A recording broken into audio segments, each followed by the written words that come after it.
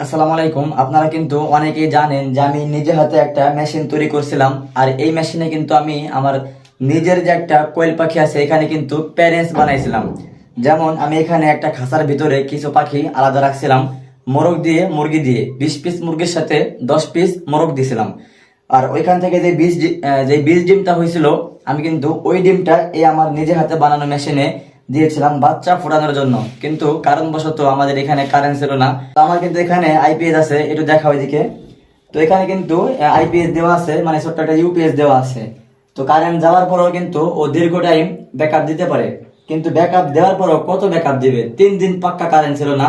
তো 3 দিন আমি কি করব, এই জন্য কিন্তু আমি এখানে একটা ছোট্ট লাইট আছে, আমি এইটার সাহায্যে মনে করেন এই লাইটটা দিয়ে আমি হালকা পাতলা তাপ দিয়েছিলাম কিছুক্ষণ পর পর। যেমন সকালে একবার দিছি, সন্ধ্যা একবার দিছি, যাতে করে এই ডিমগুলো নষ্ট না হয়।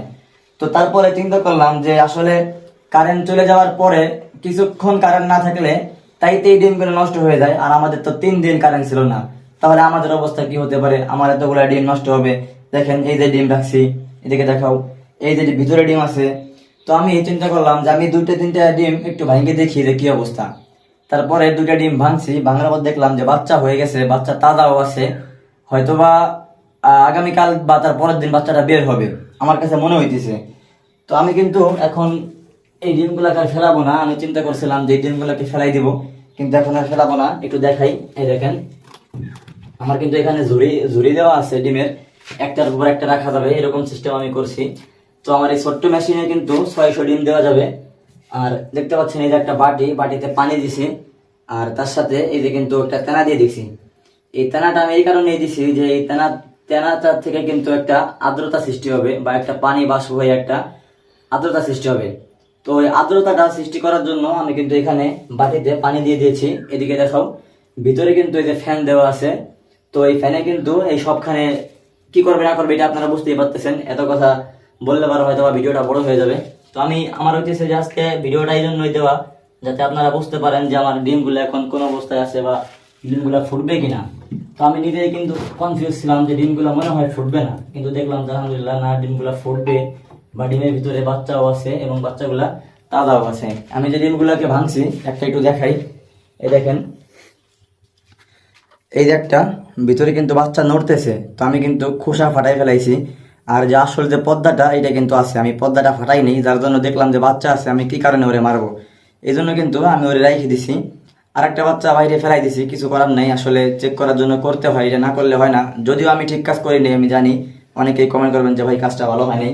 তারপরে ভাই শেখার জন্য অনেক কিছু প্রয়োজন আছে। তো আমি কিন্তু এখন ডিমগুলাকে একটু নেড়ে চেড়ে দিলাম। আর মেশিনটা কিন্তু আপনারা দেখতেই পাচ্ছেন, একটু যদি কাছে আনো, ভিতরে দেখাইতে হবে। তো ভিতরে কিন্তু এই যে একটা ফ্যান দিয়েছি, নিচে একটা ফ্যান আছে।